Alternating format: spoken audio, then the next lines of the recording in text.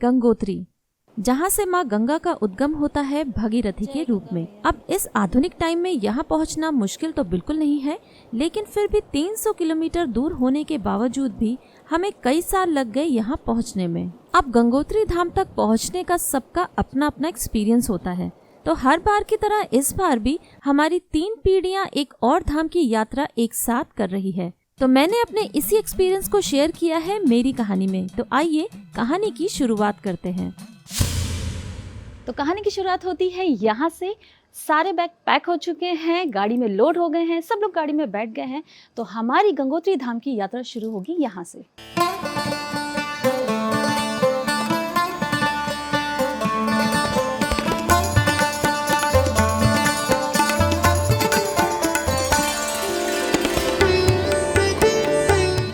अब क्योंकि मैं हरिद्वार से हूँ तो मेरा सफर शुरू हुआ हरिद्वार से अपनी गाड़ी में। अब इस यात्रा को बस से भी आराम से किया जा सकता था, बट हमारे साथ मैक्सिमम लोग उल्टी वाले थे और पहाड़ों पर उल्टी करते हुए सफर करना एक सजा सी लगती है, यानी पूरा सफर खराब। हरिद्वार क्रॉस करते ही साथ हमें थोड़ा जाम मिलता है, लेकिन उस जाम को 15-20 मिनट में क्रॉस करके हम ऋषिकेश पहुँचते हैं और ऋषिकेश से टिहरी रोड पर हम आगे बढ़ते हैं। अब मैंने स्पेशली ये टिहरी रोड बोला क्योंकि ऋषिकेश से यमुनोत्री, गंगोत्री और केदारनाथ, बद्रीनाथ के रास्ते अलग अलग हो जाते हैं। 7:15 बजे हम लोग घर से निकले थे और अब 8:30 बज चुके हैं। रास्ते में हमको 10 से 15 मिनट का जाम भी मिला था। और आगे रास्ते में क्या क्या, बरसात के बाद स्पेशली अब रास्ता किस तरीके का है, ये सारी अपडेट मैं आप लोगों के साथ शेयर करूंगी। और रास्ते में कौन कौन से स्टॉपेज पड़ेंगे ये भी मैं आप लोगों को बताऊंगी। रोड की कंडीशन अभी तक हमको काफी अच्छी मिली है और अब हम हैं नरेंद्र नगर में। हम बिल्कुल अब ठीक गुजरने वाले हैं टिहरी नरेश के महल के सामने से, जो अब एक रिजॉर्ट बना दिया गया है आनंदा हिल के नाम से। और मैं आपको पास से दिखाती हूँ, देखिए कितना सुंदर लग रहा है। पेड़ों की वजह से महल तो पूरा साफ नहीं दिखाई दे रहा। और यहाँ पर देखिए रोड कितनी टूटी हुई है, ओफो, पूरी धंस चुकी है। नरेंद्र नगर तक की रोड तो अच्छी थी, लेकिन अब मुझे थोड़ी थोड़ी रोड कहीं कहीं पर खराब दिखने लगी है और फिर से आ गई है बढ़िया वाली रोड।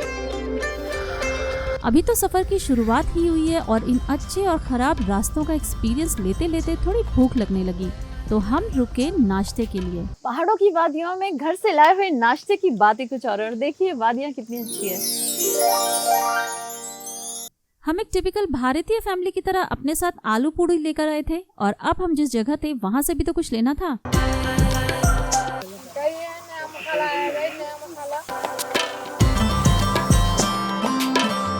पेट खाली रहेगा तो चक्कर आएंगे, जी मिचलाएगा।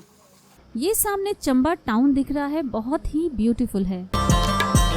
हम चंबा पहुंच चुके हैं और हम सब ने अच्छे से नाश्ता वाश्ता कर लिया है। चंबा मार्केट से ना होते हुए हम लोग एक बाईपास रोड से जा रहे हैं और इस रोड की खासियत ये है कि इसमें पड़ती है एक टनल। सुना है कि काफी लंबी टनल है। अब देखते हैं, इस टनल को पार करके देखते हैं कि ये कितनी लंबी है। काफी अच्छी लाइटिंग है इस टनल के अंदर, ऐसा अंधेरा अंधेरा से नहीं है और साफ सुथरी सड़क। और ये टनल बिल्कुल पहाड़ों के अंदर से है और देखिए कितनी चौड़ी सड़क है, अच्छा स्पेस है दोनों गाड़ियों के आने और जाने के लिए। और ज्यादा लंबी तो नहीं है ये तो यहाँ खत्म हो गई। लगभग आधा किलोमीटर लंबी है ये टनल, लेकिन बहुत अच्छी है, मजा आ गया। चंबा से हम थोड़ा आगे आए थे और यहाँ पर हमें दिखी है ये सड़क जो बिल्कुल टूट रखी है और देखिए कितनी खतरनाक तरीके से लैंडस्लाइड हुआ है। आधी रोड बिल्कुल नीचे धंस गई है। कहीं कहीं पर रोड की हालत जो है वो वाकई में अभी भी बहुत खराब है और सेफ्टी के लिए यहाँ पर आप ये सिर्फ एक खतरे का झंडा देख सकते हैं। और यहाँ से दिख रही है टिहरी झील, बहुत ही खूबसूरत। और वो रहा दोबरा चाटी पुल और वो दिख रहे हैं फ्लोटिंग हाउस। टिहरी झील का भी एक पूरा वीडियो हमारे चैनल पर है, उसे भी जरूर जाकर देखिएगा आप। आइए तो अब आगे चलते हैं। फिर से एक लैंडस्लाइड जोन। अब चलते चलते एक ऐसी जगह मिली जहाँ पहली बार तो हर कोई रुकेगा। क्या देख रही हो? कितना सुंदर व्यू है ना, बस मन कर रहा है यहीं पर खड़े रहूं और देखती रहूं। इतनी ठंडी हवा चल रही है, खेत, पहाड़ और बीच में ये सुंदर सी झील। वाह क्या नज़ारा है। लेकिन इन बच्चों को पता नहीं क्या हो गया, इनकी हालत खराब हो गई है। एक को देखना, एक को देखो, सर पीट रहा है। पहाड़ों का सफर क्या करना हो थोड़ा गया? मुश्किल तो होता ही है। बच्चों की हालत उल्टी से थोड़ी खराब हो रही है, हैं? चलो कोई नहीं, जैसे जैसे आगे जाएंगे सफर का और भी मजा बढ़ता जाएगा, तो चले। फिर आधे घंटे के रेस्ट के बाद हम चले आगे और 15-20 मिनट रुके चिलियाली सौड़ में, क्योंकि जिस जगह पर हम रुके थे वो टूरिस्ट के लिए अच्छा व्यू पॉइंट तो था, बट कुछ बेसिक सुविधाएं वहां नहीं थी, जैसे कि वॉशरूम्स। इसीलिए चिलियाली सौड़ में हमने 20 मिनट का ब्रेक लिया और फिर से कंटिन्यू किया अपना सफर। तो अभी हमने धरासू बैंड क्रॉस किया है और ये वो जगह है जहाँ से गंगोत्री और यमुनोत्री के लिए रास्ते अलग अलग हो जाते हैं। तो गंगोत्री की यात्रा के बाद हम वापस इसी बैंड से आकर यमुनोत्री की यात्रा शुरू करेंगे। सामने बोर्ड पे आप लोग देख रहे होंगे कि उत्तरकाशी यहाँ से 26 किलोमीटर है, भटवाड़ी 56 किलोमीटर, गंगोत्री 124 किलोमीटर है और गंगनानी 69 किलोमीटर है। अब ये आ गई है उत्तरकाशी टनल। यहाँ पर लिखा है ये 370 मीटर लंबी है। अब फाइनली हम उत्तरकाशी में थे। अब हमें दर्शन करने थे काशी विश्वनाथ जी के। जी हाँ, यहाँ पर भी काशी विश्वनाथ जी का मंदिर है, जिसके कारण ही इस जगह का नाम उत्तरकाशी पड़ा।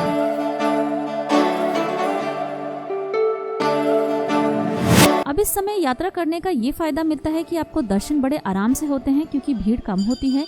ये भीड़ बहुत कम है, वरना यहाँ मंदिर पूरा भरा रहता है। अब यहाँ का भी अपना इतिहास है, जिसे अभी डिटेल में तो नहीं जानेंगे, पर कहते हैं कि कलयुग की काशी यही है। मार्कंडेय ऋषि ने यहीं पर शिव जी की आराधना की थी। वो शंकर भगवान की जय। हर हर महादेव।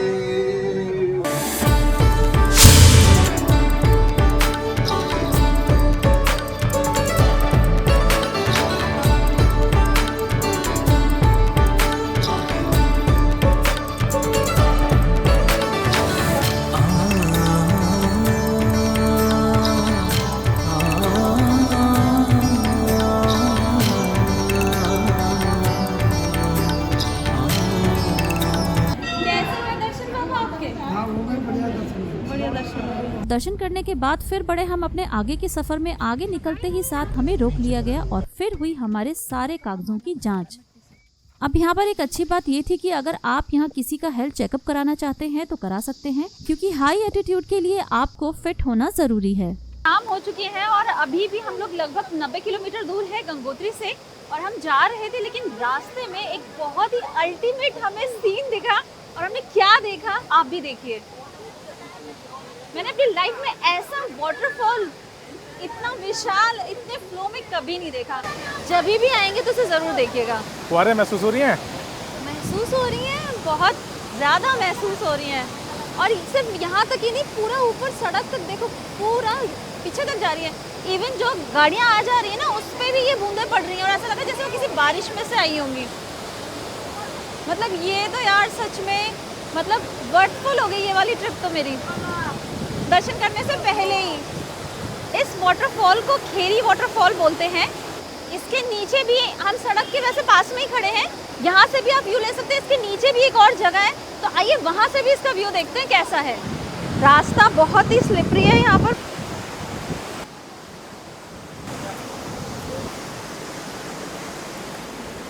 बहुत ज़्यादा खूबसूरत है, बहुत ही खूबसूरत है। और ये जो फ्लो है ना, ये बिल्कुल मुझे नाइग्रा फॉल की याद दिला रही है, और इसे शायद नाइग्रा फॉल भी कहते हैं इंडिया का। और कैमरे में भी पानी आ गया है, मज़ा बहुत आ रहा है। यहाँ से तो बिल्कुल जाने का मन ही नहीं कर रहा, लेकिन जाना पड़ेगा। अरे तुम्हारे बालों में क्या हुआ है? बालों में देखो, क्या हुआ? देखो तो हाँ, सारे गीले हो गए ना, ये सिर्फ बुढ़ी के बाल लग रहे हैं ना। और जबकि मैं कितनी दूर हूँ, सड़क वहाँ रहेगी कहाँ, कितना डिस्टेंस है देखो ना। अब समय तो लग ही रहा था, तो ठंड, चाय और वाटरफॉल बढ़िया कॉम्बिनेशन है, और चाय मज़ेदार हो तो बात ही क्या है। अब यहाँ से 90 किलोमीटर जाना था, टाइम 5:30 हो गया था। तो इतना तो समझ आ गया था कि रात में गंगोत्री तक पहुँचना मुश्किल होगा, तो फैसला किया कि 8 बजे जहाँ तक भी पहुँचेंगे वहाँ रुक जाएंगे और रात का सफ़र नहीं करेंगे। आखिरकार हमें यहाँ रुकना ही पड़ा। सब थक गए थे तो कुछ रात में शूट नहीं किया, खाना खाए और सो गए। फिर नई ताजगी भरी सुबह दरवाज़ा खोला तो व्यू देखकर तो मैं चौंक ही गई। इतनी सुंदर घाटी और ढेर सारे सेब के पेड़, इतना खूबसूरत व्यू और ये पहाड़ों की चाय। अभी हमारा सफर 30 किलोमीटर का रह गया था तो मैं फटाफट से तैयार हुई। अब बाकी सब जब तक तैयार होंगे तब तक जरा रूम टूर हो जाए। तो अभी सुबह सुबह नहा धो के हम सब लोग रेडी हो गए हैं गंगोत्री धाम के दर्शनों के लिए। और वहाँ के दर्शन कराने से पहले जिस होटल में हम रुके हैं उसके बाहर का व्यू दिखा दे, क्योंकि होटल में जब रुके हैं वो भी हिल स्टेशन पे, तो होटल का व्यू तो बनता ही है। और व्यू अगर वो और भी ज़्यादा खूबसूरत हो तो बात ही क्या है। वो सामने जो नीचे पेड़ दिख रहे हैं ना, सेब से लदे हुए हैं और इतने सुंदर लग रहे हैं, मेरा मन कर रहा है वहाँ जाने का।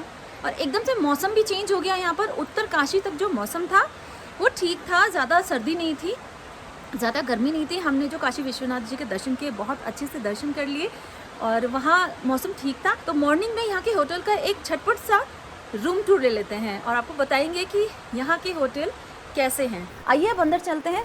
अभी लाइट चली गई है, लेकिन रूम आप देख सकते हैं काफ़ी बड़ा रूम है। स्पेस तो बहुत ज़्यादा अच्छा दिया गया, अभी नया ही है, कंस्ट्रक्ट ही हो रहा है। ये 2 डबल बेड हैं और थोड़ा सा मैस हो रखा है क्योंकि हम जाने की तैयारी में हैं, सामान वगैरह भी सब पैक हो रहा है। तो 2 डबल रूम है, ब्लैंकेट है और नीट एंड क्लीन है। एमिनिटीज़ की बात करें तो यहाँ पर ऐसा कुछ भी नहीं है, सिर्फ बेड मिलेगा आपको। एक जग था, ग्लास वगैरह भी नहीं थे। अब लेकिन बाथरूम देख लेते हैं। सर्दियों में स्पेशली बाथरूम में गीज़र बहुत ज़रूरी है। अगर कोई भी ऐसा रूम आप लेते हैं जिसमें गीज़र नहीं है ना, तो वो आपको बकेट देंगे गर्म पानी का और वो 50 रुपये चार्ज करेंगे पर बकेट के। और वो पानी भी इतना गर्म होता है कि जब तक आप उसका यूज़ करेंगे तब तक वो ठंडा हो जाएगा। केदारनाथ में हमारे साथ ऐसा ही हुआ था, इसलिए हमने गीज़र का ऑप्शन चुना।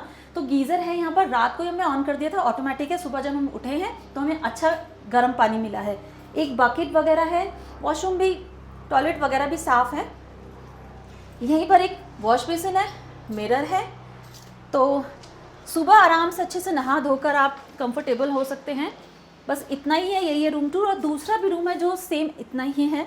लेकिन हम लोग यहाँ पर रात में पहुँचे थे तो हम लोगों को अभी यहाँ पे क्योंकि रूम खाली भी मिल गए थे और सीज़न भी इतना नहीं है, तो इन्होंने 1500 रुपये बताए थे पर रूम का। लेकिन थोड़ा सा बार्गेनिंग करके हमें 1200 रुपये में 2 रूम मिल गए हैं, तो हमें अच्छा डिस्काउंट भी मिल गया है। साथ में यहाँ पर इनका रेस्टोरेंट भी है। मैं आपको बता दूँ कि इनका रेस्टोरेंट भी है, ऑर्डर देके आप ब्रेकफास्ट लंच वगैरह कर सकते हैं। तो हमने रात में डिनर किया था और डिनर में बहुत ही शुद्ध और बिल्कुल पहाड़ी देसी खाना, आलू प्याज की सब्ज़ी, दाल, रोटी, सब कुछ था जो अच्छा बना हुआ था, अच्छी क्वालिटी का था। तो अब हम निकल रहे हैं गंगोत्री के लिए और वो सामने जो आप सड़क देख रहे हैं, हमें उसी रूट से जाना है। और यहाँ पर जब से सुबह हुई है तब से बहुत सारे हेलीकॉप्टर सेवा भी शुरू हो गई है। हर 5-10 मिनट में एक हेलीकॉप्टर यहाँ से गुजर रहा है।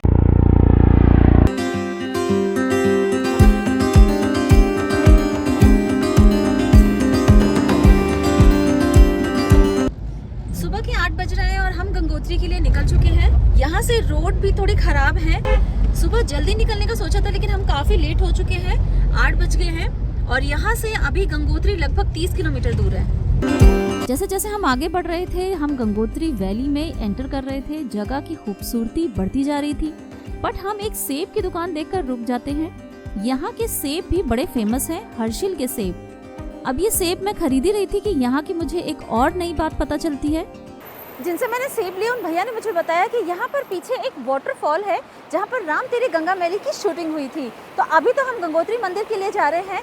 वापस आते समय अगर हमारे पास टाइम रहा और मैं वहाँ गई तो मैं आपको भी ज़रूर दिखाऊंगी। फिलहाल मैंने हर्षिल के सेब ले लिए हैं। अच्छा, ये नीचे नदी देखो।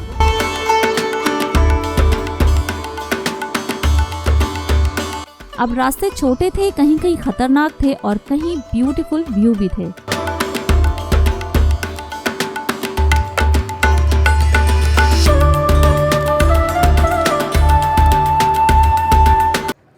फाइनली अब हम लोग गंगोत्री पहुंच चुके हैं। 8 बजे चले थे हम और इस वक्त हो रहा है 9:40।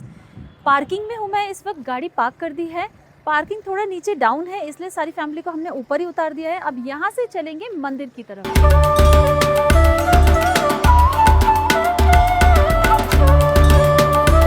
यहाँ की चट्टानें बहुत ठोस दिख रही थी।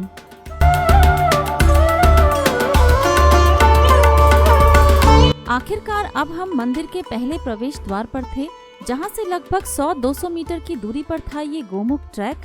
अगर गोमुख की यात्रा करनी हो तो यहाँ से हमें ये ट्रैक लेना होगा। लेकिन हम मंदिर की तरफ बढ़े इस तरफ काफी सारे होटल्स थे और इस तरह की बुजुर्गों के लिए व्हील चेयर की सुविधा भी थी। यहाँ एक और टैक्सी स्टैंड था जो कि एक बस अड्डा है, बट अभी यहाँ कोई बस नहीं थी। अब इस बस अड्डे से आगे बढ़े तो मार्केट कंजेस्टेड होता चला गया, जहाँ वुलन क्लोथ्स की ज्यादा दुकानें थी और कुछ रेस्टोरेंट भी थे। मंदिर के बाहर जूते चप्पल जमा करके फाइनली हम मंदिर परिसर के मुख्य द्वार से प्रवेश करते हैं। मंदिर परिसर में आकर दर्शन की लाइन को देखकर सबसे पहले दर्शन करने के लिए हम भी लाइन में लग जाते हैं।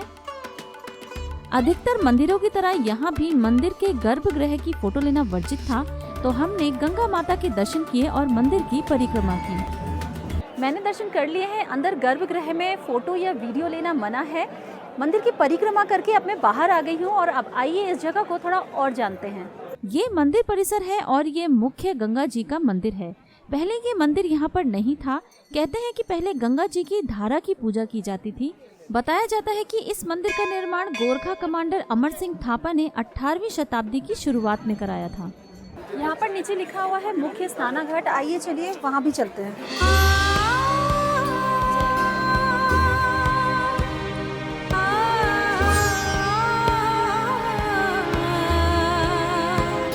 गंगोत्री मंदिर का ये मुख्य स्नान घाट है और गंगा जी का जल स्तर अभी काफी नीचे है। यहाँ पर देखिए बैरिकेड लगा रखे हैं, तो स्नान करने के लिए काफी नीचे जाना पड़ रहा है। यहाँ पर लोग अपने पितरों के लिए धारा पूजा करवा रहे हैं, तो यहाँ पर लोग अपने पितरों को मोक्ष दिलाने के लिए धारा पूजा करवाते हैं। ये लिखा है यहाँ पर धारा आरती स्थल, और यहीं पर मेरे ख्याल से यहीं पर धारा आरती होती है, यानी कि गंगा जी की आरती होती है। और ठीक इसके सामने एक मुख्य पूजा स्थल भी है और यहाँ पर आप जगह जगह देख सकते हैं कि लोग अपने पितरों के लिए पूजा करवा रहे हैं। ये घाट काफ़ी बड़ा है। हम उधर से आए थे और वहाँ से देखिए ये कितना लंबा घाट है और ठीक इसके ऊपर बर्फ़ से ढकी हुई पहाड़ की चोटी भी दिखाई दे रही होगी आपको। और वहीं पर है गौमुख, जहाँ पर गंगा जी का मुख्य स्रोत है। गौमुख यहाँ से लगभग 18 किलोमीटर दूर है और जिसका पैदल ट्रैक है और रास्ता भी कठिन है। अभी तो हम फिलहाल नहीं जा सकते क्योंकि मम्मी पापा साथ में हैं और वहाँ पर ऑक्सीजन की भी कमी होती है, तो पैदल जाना बहुत मुश्किल है। लेकिन आने वाले टाइम में मेरा मन है वहाँ जाने का और मैं कोशिश करूँगी कि मैं गौमुख तक पहुँचूँ। ये एक सामने ट्रैक दिखाई दे रहा है ना, ये कौन सा ट्रैक होगा? ये गौमुख का ट्रैक होगा, है ना? चलो पता करते हैं। यहाँ पर लोग स्नान कर रहे हैं, जैसा कि आप देख सकते हैं। घाट यहाँ पर बने हुए हैं तो जल यहाँ पर रहता होगा नदी का। नदी वहाँ दूर बह रही है, बहाव काफ़ी तेज़ है, लेकिन फिर भी लोग वहाँ पर नहाने के लिए पहुँच रखे हैं, जो काफ़ी रिस्की भी है। थोड़ी देर पहले हम घाट पर थे और यहाँ पर लोगों को देखकर मुझसे भी रुका नहीं गया और मैं भी नदी के बिल्कुल पास आ गई हूँ, यहीं पर बैठी हूँ और बहुत ही अच्छा लग रहा है मुझे। पूरी घाटी बहुत ही ज़्यादा सुंदर है। आसपास मुझे यहाँ पर रहने के काफ़ी सारे ऑप्शंस दिखाई दे रहे हैं। आप इस तरफ देख लिए या इस तरफ देख लीजिए, काफ़ी सारे होम स्टे, आश्रम, सब कुछ है। यहाँ पर रहने के काफ़ी अच्छे ऑप्शंस हैं। पूरी घाटी ही ये बहुत ज़्यादा सुंदर है। सामने वो जिस ट्रैक के बारे में मैं बात कर रही थी वो गौमुख का ही ट्रैक है और हमें बताया गया है कि यहाँ से लगभग 1 किलोमीटर का ट्रैक करके जंगलात वालों से ट्रैक की परमिशन लेनी पड़ती है। तो अभी तो हम क्योंकि वहाँ नहीं जा रहे तो अभी हम नहीं जाएंगे। अब क्योंकि हमें गंगोत्री के दर्शन के बाद यमुनोत्री की यात्रा करनी थी, तो अब इस धाम से वापसी करने लगते हैं और फिर से उस मार्केट में ही आ जाते हैं। मंदिर पहुंचने से पहले रास्ते में काफ़ी सारी दुकानें हैं, काफ़ी सारी शॉप्स हैं जिसमें खाने के भी काफ़ी सारे ऑप्शंस हैं। वहाँ से आप प्रसाद भी ले सकते हैं। और इस वक्त हम क्योंकि दर्शन करके आ गए और हमें भूख लग गई है तो हमने मंगाया है डोसा, मसाला डोसा। अगर पहाड़ों पर डोसा खाने के लिए मिल जाए तो इससे अच्छा ऑप्शन और क्या हो सकता है। उसके बाद गंगोत्री से 9 किलोमीटर दूर वापसी में भैरव घाटी में भैरव मंदिर के दर्शन करने के लिए रुकते हैं। यह मंदिर गंगोत्री मार्ग पर ही है। कहते हैं कि मंदिर के दर्शन गंगोत्री धाम के दर्शन करने के बाद करने होते हैं, तो इसीलिए हमने वापसी में यहाँ दर्शन किए।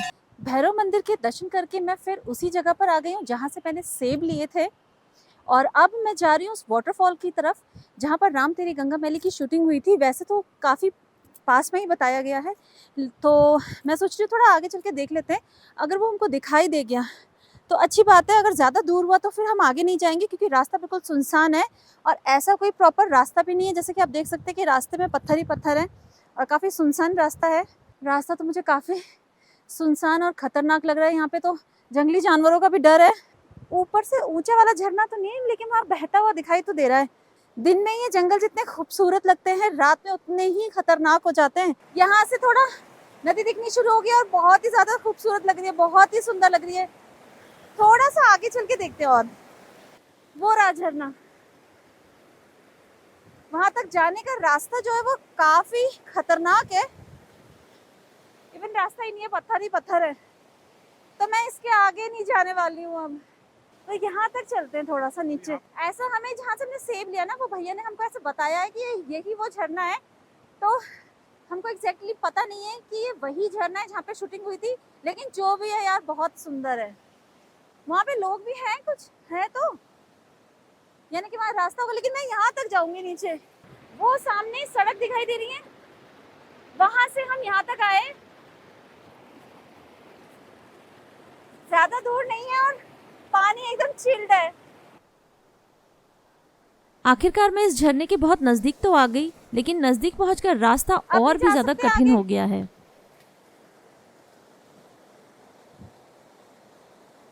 आगे नहीं जा सकते।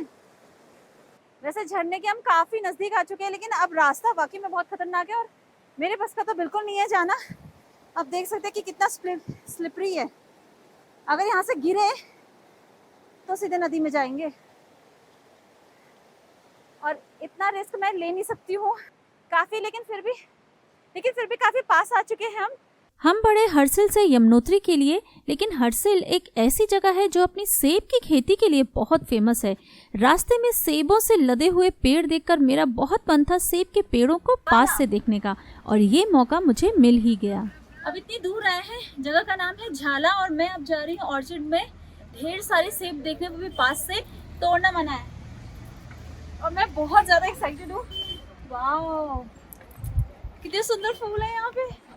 कभी भी गंगोत्री अगर धाम की यात्रा पे आए हैं और बीच में पड़ेगा हर्सिल, और हर्सिल में ये जगह है झाला, तो यहाँ पर ऑर्चिड में जरूर आइएगा।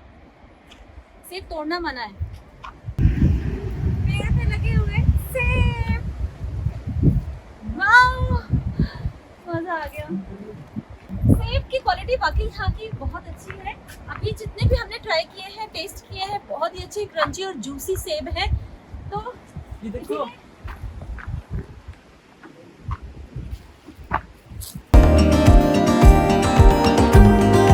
अब हम यहाँ से जा रहे हैं यमुनोत्री, और हमारी इस यात्रा का अनुभव आप आने वाले वीडियो में जरूर देखिएगा। और आपको वीडियो थोड़ा भी अच्छा लगा हो तो कमेंट में जरूर कुछ ना कुछ लिखिएगा, चाहे एक शब्द नाइस ही लिखिएगा, लेकिन कुछ ना कुछ जरूर लिखिएगा। तो इसी के साथ उम्मीद करती हूँ कि आपको हमारा आज का ये वीडियो पसंद आया होगा।